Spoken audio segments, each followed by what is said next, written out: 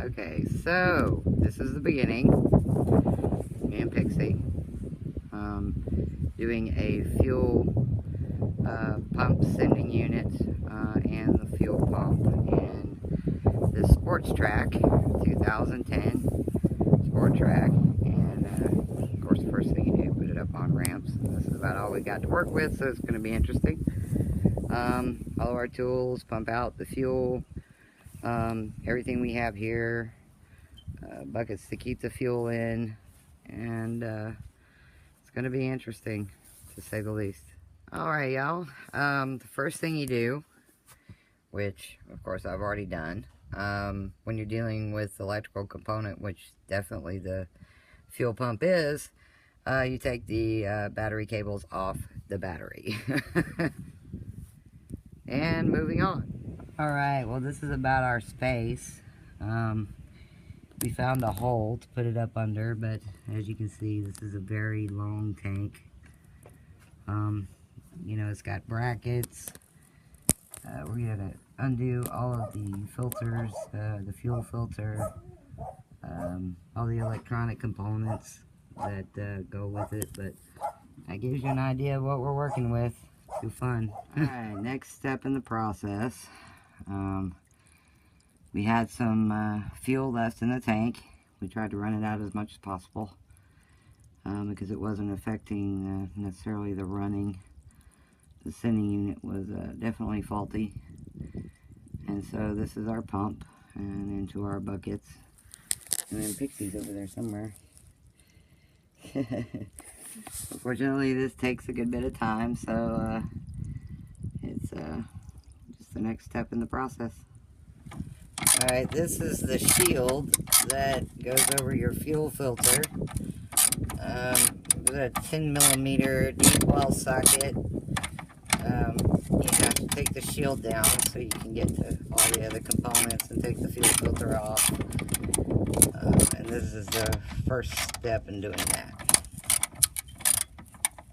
And there's one on the end. You basically squeeze this together, push it through.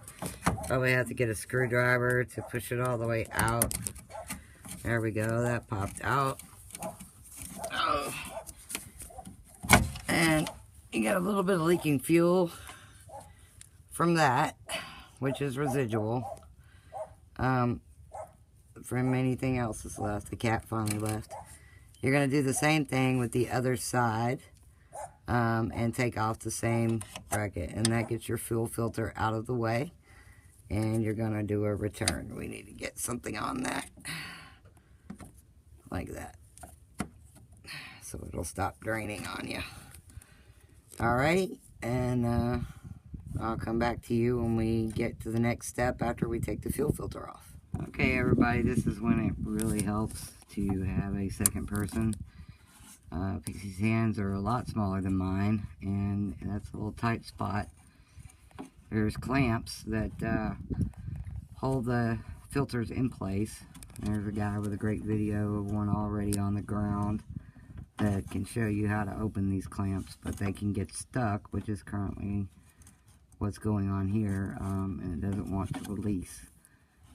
So we're working on it, so it shouldn't take too much longer. And that's filter removal. Okay, fuel filter's loose. There's one more up above the tank. It's a little, you can see the little blue tab. It's a push fitting, but it's going to take both of us to do it because it's wanting to move. I'm going to have to hold down one side. Pixie pushes it down and pulls it out the other side. So here we go again. Thanks, guys. Ready? Yeah. Okay, there's bolts right up in here that go to the strap that hold the tank up. So we're loosening those bolts for now. This one you have to have a swivel and a short socket, 15mm to get to it. Which fortunately we have.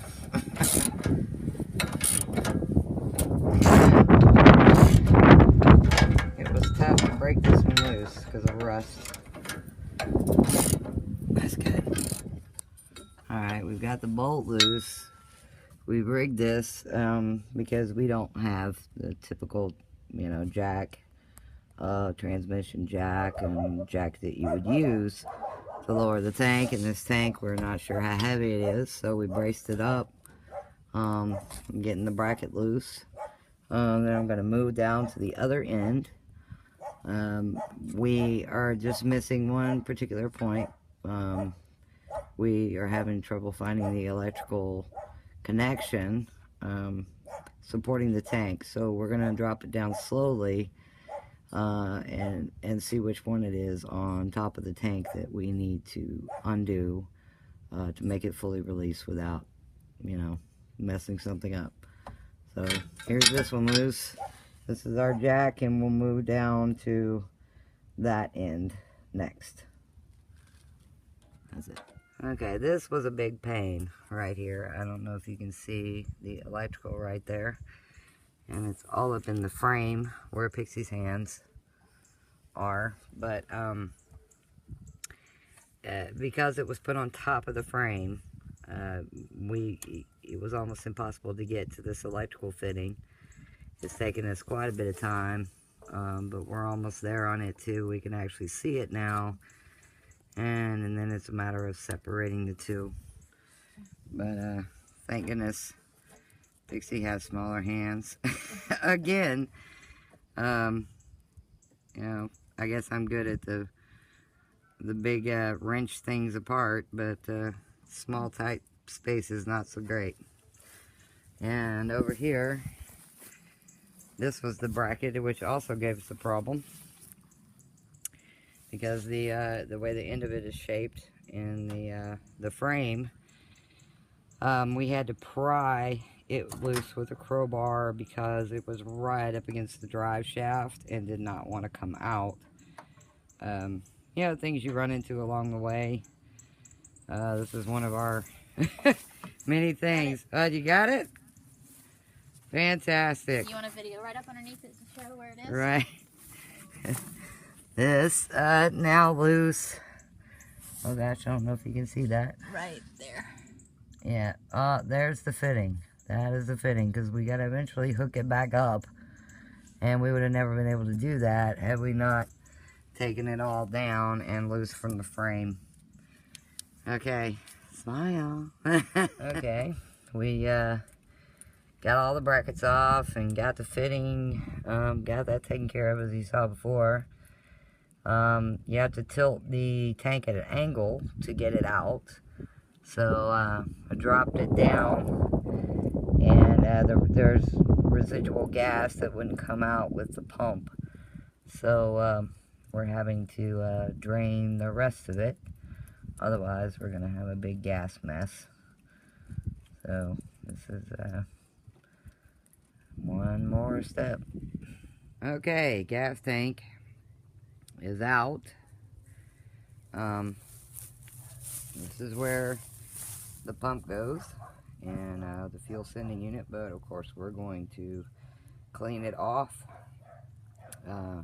clean it out as much as we can, and because we don't want all that trash going down into the fuel tank. So that's the next step, and then we can get to and pray that the AutoZone gave us the right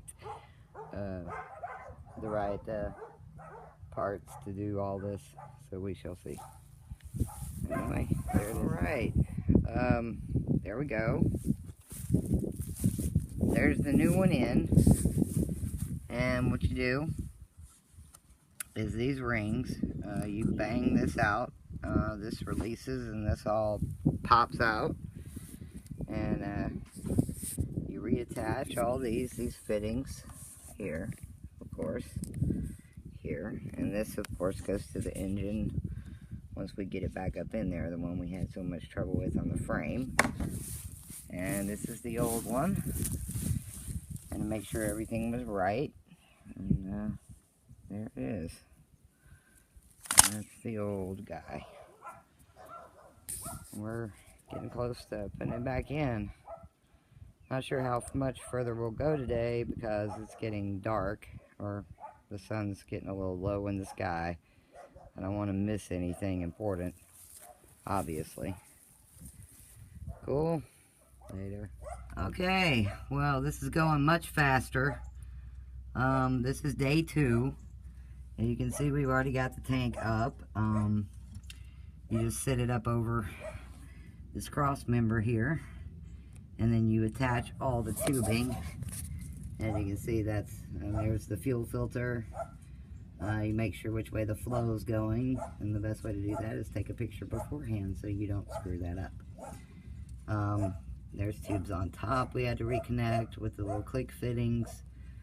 We're going all the way down. Gloria's working on the back one, which is actually a push-in fitting, which they are a pain as well.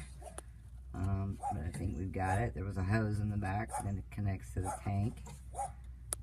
So it's going much faster today because we're going in reverse, and it's a lot easier. We know what we're doing. Yeah, you know what you're doing on the way back the other way. All right, we'll post again. I'll do some more in a minute. Bye. Okay, guys, it looks like what we've got left to do is to hook this back onto here, which is the connector to the fuel tank itself. So I'll just tighten this clamp here, and we've connected all of the brackets back on, as well as all the electrical connectors. The fuel filter itself is on the other end, and it's back on and in place. So after I get this tightened down, we add fuel to the tank, and we'll see how we did. Okay, Thanks. putting everything up. Fixing to put fuel in. It's time to hook the battery cables back up, and we will see how we've done. What brought about all this is we tried the codes. The truck was pulling a code, and that code happened to be the fuel pump sending unit, so which of course is inside the fuel tank. And so we reset that, checked everything we could, and turned out that was it. And that led us to this moment. Okay, here we go. We're going to turn it over and listen for the fuel pump. And we're going to read the reader. Go ahead. The hum is there. Alright, let's see what the reader's got to say. Reset it. Reset this? Yeah. Which one? Alright, everything actually codes out okay. The engine is flashing. Alright, turn it over. Like on? Yep.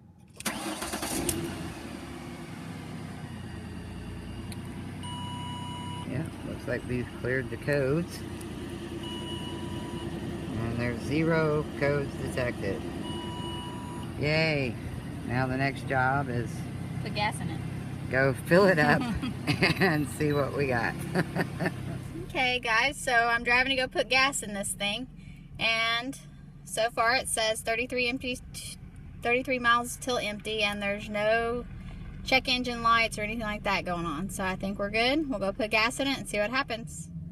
Okay, guys, so we went and put only 13 gallons of gas in it, so it's obviously not full, but we wanted to make sure all was well before we filled it all the way to the rim.